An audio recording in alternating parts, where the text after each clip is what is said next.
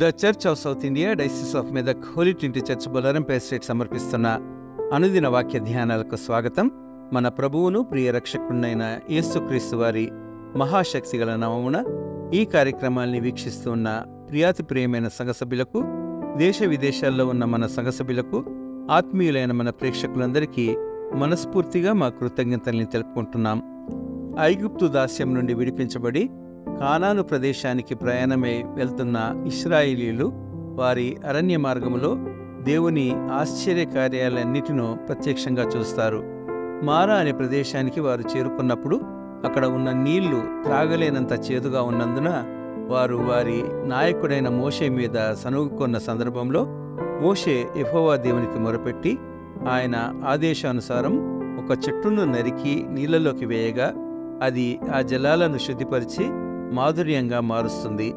చేదైన మారా జలాన్ని మాధుర్యంగా మార్చిన దేవుడు, the god who made the bitter waters into sweet at Marah అనే ఈ అంశంపై మన సంఘ సభ్యులు శ్రీమతి పి జాయిస్ రవికిరణ్ గారు ఇప్పుడు మనకు దైవ సందేశాన్ని అందిస్తారు. సందేశానికి అనుబంధంగా ఈ గీతాన్ని ముందుగా విందాం.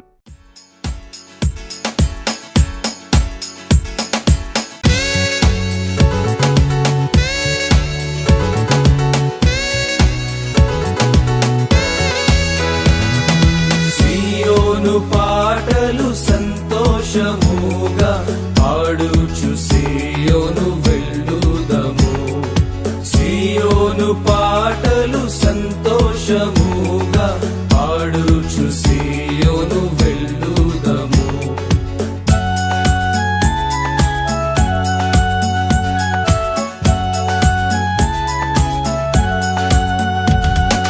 లోకాన శాశ్వతానందమేమియు లేదని చెప్పెను ప్రియుడేసు.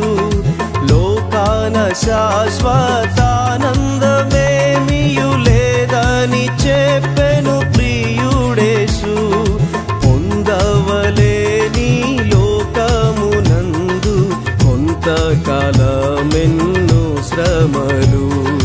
సీయోను పాటలు సంతోషముగా పాడుచు సీయోను వెళ్ళుదము.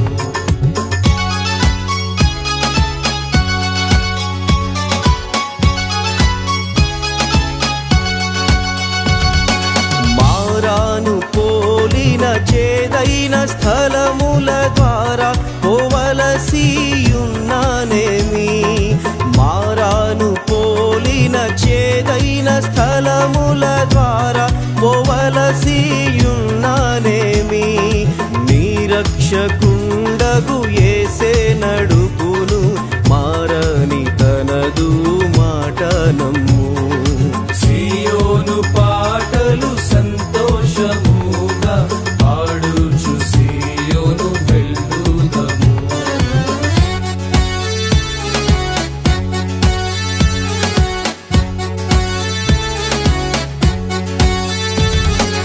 ఆనందమయ పరలోకంబు మనది, అక్కడ నుండి వచ్చునేసు.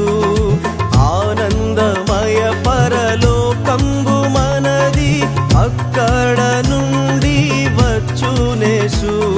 సీయోను గీతము సొంపుగా కలసి పాడేదము ప్రభు యేసుకు జై.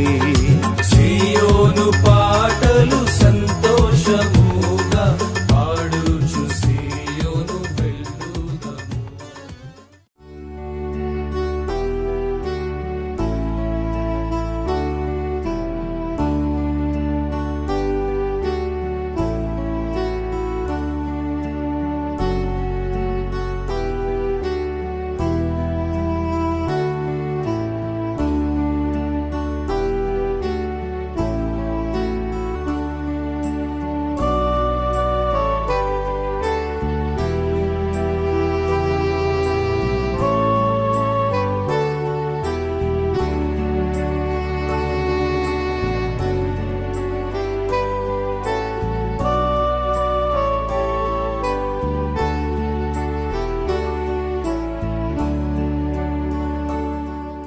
అనుదిన దైవ ధ్యానములకు స్వాగతము. ప్రభువైన యేసుక్రీస్తు నామములో మీ అందరికీ శుభము తెలియజేస్తున్నాను. ప్రార్థించుకుందాము. మహోన్నతుడా, మా గొప్ప రాజా యేసయ్య, మీ యొక్క ఘనమైన నామానికి స్తుతులు స్తోత్రం ప్రభా. తండ్రి, ఈ దినము మీరు మాకు ఇచ్చిన తండ్రి వరము నాయన. తండ్రి, ఇదిగో ప్రభా, మరి మా యొక్క ఊపిరి మీ సన్నిధిలో ఉంది ప్రభా. మరి మీరు తలచినచో తండ్రి, ఏ క్షణమైనను ఏ గడియ అయినను తండ్రి, ఇదిగో నాయన మమ్మల్ని మరి పిలుచుకునే వారై ఉన్నారు. జీవ మరణములు తండ్రి మీ ఆధీనంలో ఉన్నది. మాకంటే గొప్పవారు ఎంతోమంది తండ్రి మరి ఈ దినంన తండ్రి మరి మరణమై ఉండవచ్చు నాయన. కేవలము మీ కృప వలన తండ్రి ఈ దినాన్ని మాకు అనుగ్రహించిన విధానాన్ని బట్టి వందనాలు నాయన. మీ వాక్యం ధ్యానించుకుని తండ్రి మరి ఇదిగో నాయన దాని అందున్న సత్యాలను గ్రహించుకుంటకు మా జీవితాలను మార్చుకుంటకు మీ కృప చూపించమని నజరేయుడైన యేసుక్రీస్తు నామములో ప్రార్థించి వేడుకొచ్చున్నాను ప్రభా. ఆమేన్. ప్రియులారా, మరి ఈరోజు నిర్గమాకాండము 15వ అధ్యాయము 24వ వచనంలో ఉన్న వాక్యాన్ని ధ్యానించుకుందామండి. మరి మనకు అందరికీ ఇది తెలిసిన వాక్యమే. మరి మారా జలాన్ని మధురంగా మార్చిన దేవుడు. మారా జలాన్ని మధురంగా ఎలా మార్చాడో మరి చూద్దాము. 15వ అధ్యాయము నిర్గమాకాండము 24వ వచనం. ప్రజలు మేమేమి తాగుదుమని మోషే మీద సనుగుకొనగా అతడు యెహోవాకు మొరపెట్టెను. అంతటా యెహోవా అతనికి ఒక చెట్టును చూపెను. అది ఆ నీళ్లలో వేసి తరువాత నీళ్లు మధురములాయెను. అక్కడ ఆయన వారికి కట్టడను విధిని నిర్ణయించి అక్కడ వారిని పరీక్షించి, మీ దేవుడైన యెహోవా వాక్కును శ్రద్ధగా విని ఆయన దృష్టికి న్యాయమైనది చేసి ఆయన ఆజ్ఞలకు విధేయులై ఆయన కట్టడలన్నింటినీ అనుసరించి నడిచిన ఎడల నేను ఐగుప్తులకు కలుగజేసిన రోగములలో ఏదియు మీకు రానియను. నిన్ను స్వస్థపరచు యెహోవాను నేనే అనెను. మరి ఇక్కడ చూసినట్టయితే ప్రియులారా, 3 దినములు వాళ్ళకి త్రాగడానికి నీళ్లు లేకపోయేసరికి మోషే మీద ఇశ్రాయేలు ప్రజలు సనగడం స్టార్ట్ చేశారు. అప్పుడు మరి అక్కడ ఉన్న జలం అయితే ఏదైతే ఉందో అది త్రాగడానికి వీలుగా లేకుండా చేదుగా ఉన్నట్టు మనం చూడొచ్చు. అయితే అప్పుడు మరి మోషే యథావిధిగా యెహోవాకు మొరపెడతాడు. ప్రభా, మరి ఈ ప్రజలనైతే నన్ను రప్పించమని ఐగుప్తు నుండి పంపించావు, నేను తీసుకొచ్చాను, ఎర్ర సముద్రం దాటించాను, మరి త్రాగడానికి ఇక్కడ నీళ్లు లేవు, మరి ఏం చేయాలని మొరపెట్టినప్పుడు యెహోవా అక్కడ ఆయనకి ఒక చెట్టుని చూపిస్తాడు. ఆ చెట్టుని చూయించి ఏమంటాడంటే ఆ చెట్టుని కొట్టివేసి దాన్ని తీసుకొచ్చి ఈ నీళ్ళలో వేయమని చెప్తాడు. మరి ఈ చెట్టు కొత్తగా పుట్టి పెరగలేదు. ఇశ్రాయేలు ప్రజల కోసము అప్పటికప్పుడు పెరిగిన చెట్టు కాదు. చాలాసార్లు మన జీవితంలో కూడా ఎన్నో సమస్యలు వస్తుంటాయి. కానీ ఆ సమస్యలకి పరిష్కారం మన కళ్ళ ముందు ఉన్నా కూడా మరి దాన్ని కనుగొనడానికి, దాన్ని గ్రహించడానికి మనకు జ్ఞానం కానీ శక్తి కానీ ఉండదు. అలాంటి సమయంలో మరి ఇక్కడ మోషే ఎవరి సహాయం తీసుకున్నాడండి? యెహోవా దేవునికి మొరపెట్టాడు. అప్పుడు యెహోవా దేవుడు మరి అక్కడ ఒక చెట్టు ఉంది, దాన్ని తీసి నీళ్ళలో వేస్తే అది మధురంగా మారుతుందని చెప్పాడు. మరి మన జీవితంలో సమస్యలు వచ్చినప్పుడు కూడా మన ఎదుట దానికి పరిష్కారం ఉన్నప్పటికీ మనం దాన్ని గ్రహించే శక్తి, జ్ఞానం మనకు ఉండదు. ఆ సమయంలో మరి యెహోవా మీద ఆనుకుని ఆయనకు మొరపెట్టినప్పుడు ఆయన ఆ మార్గాన్ని సరళం చేస్తాడు. ఆ పరిష్కారం ఏదైతే మనకు కళ్ళ ముందు ఉందో దాన్ని మనకి తేటపరుస్తాడు.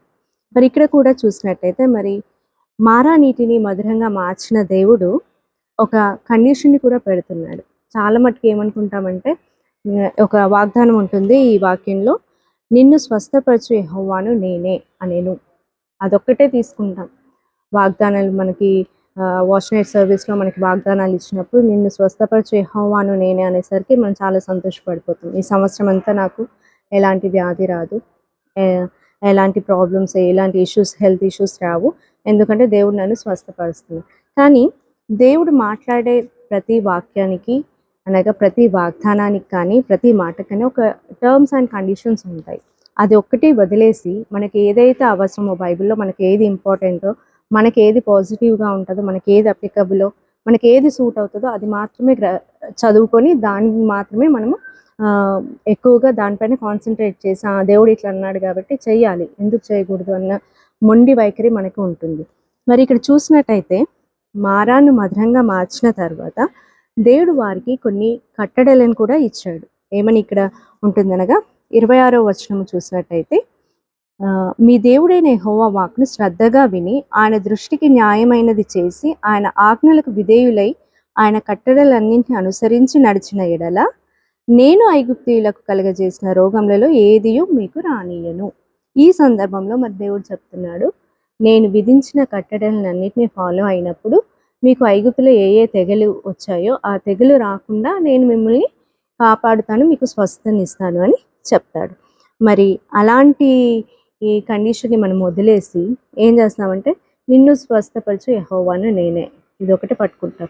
మరి ఆయన ఇచ్చిన కట్టడలు ఏంటి, ఆయన మనకి ఆజ్ఞాపించిన ఆజ్ఞలు ఏంటో మనము తర్వాత మోషే ద్వారా పొందుకొని ఉంటాం. అయితే ఇక్కడ చూసినట్టయితే మరి మారాను మధురంగా మార్చిన దేవుడు మన జీవితంలో కూడా కొన్ని కట్టడలను ఇస్తాడు. ఒక సమస్యకి పరిష్కారాన్ని మనకు చూపించిన తర్వాత దాని ఫలితాన్ని మనం పొందుకున్న తర్వాత మరి ఏ సిచ్యువేషన్ అయితే మనం క్రాస్ అయ్యి వచ్చామో, ఎలాంటి భయంకరమైన పరిస్థితుల నుండి మనం దాటుకొని వచ్చామో దానికి సహాయపడిన దేవుడు చేసిన ఆ కట్టడలను మాత్రం మర్చిపోకూడదు. అలాంటి కట్టడలను మర్చిపోయినట్టయితే తిరిగి మళ్ళీ మనకి అదే సమస్య రావడానికి ఆస్కారం ఉంటుంది. దేవుడు విధించిన కట్టడలను ఆజ్ఞలను మనం పాటించినట్లయితే మన జీవితంలో ఉన్న మారా కూడా మధురంగా మారుతుంది. సమస్యకి పరిష్కారం మన ఎదురుగానే ఉంటుంది, కానీ దాన్ని గ్రహించే జ్ఞానం మనకు ఉండకపోవచ్చు. దేవునిపై ఆధారపడినప్పుడు, ఆయనకు మొరపెట్టినప్పుడు మన సమస్యలన్నిటికీ పరిష్కారం ఆయనే చూపిస్తాడు. ఇట్టి వాక్యాన్ని దేవుడు దీవించును గాక. ఆమేన్.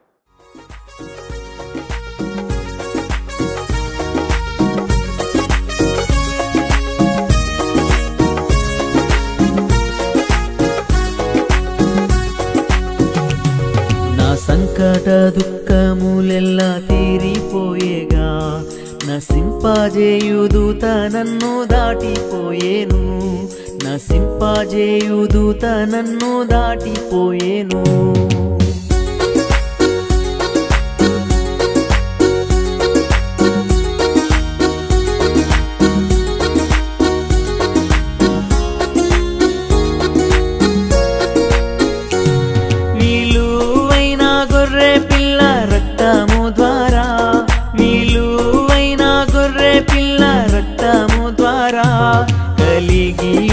రక్షణలో దాగి ఉంటిని, కలిగియున్న రక్షణలో దాగి ఉంటిని. నా సంకట దుఃఖములెల్లా తీరిపోయేగా నసింపజేయుదూత నన్ను దాటిపోయేను, నసింపజేయుదూత నన్ను దాటిపోయేను.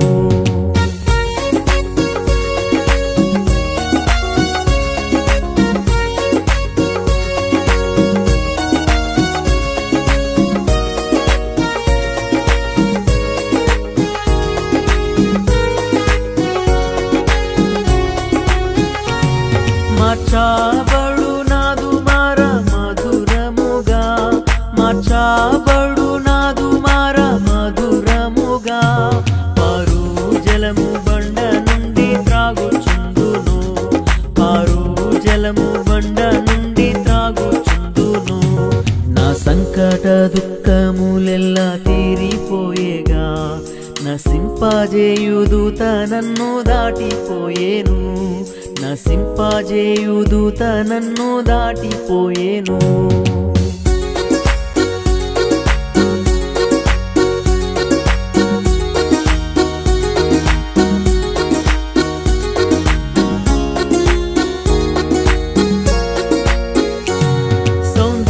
సౌందర్యమయమగు పరమ కానాను, సౌందర్యమయమగు పరమ కానాను. నా నిత్యమైన స్వాస్థ్యమది మార్పు చెందదు, నా నిత్యమైన స్వాస్థ్యమది మార్పు చెందదు. నా సంకట దుఃఖములెల్లా తీరిపోయేగా నసింపజేయుదూత నన్ను దాటిపోయేను, నసింపజేయుదూత నన్ను దాటిపోయేను.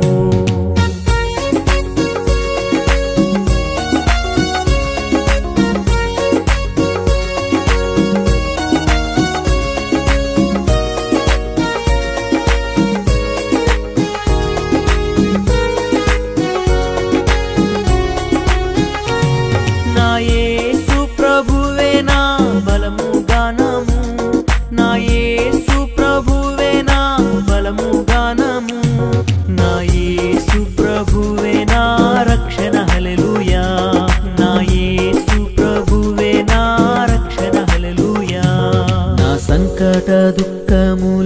తీరిపోయేగా నసింపజేయు దూత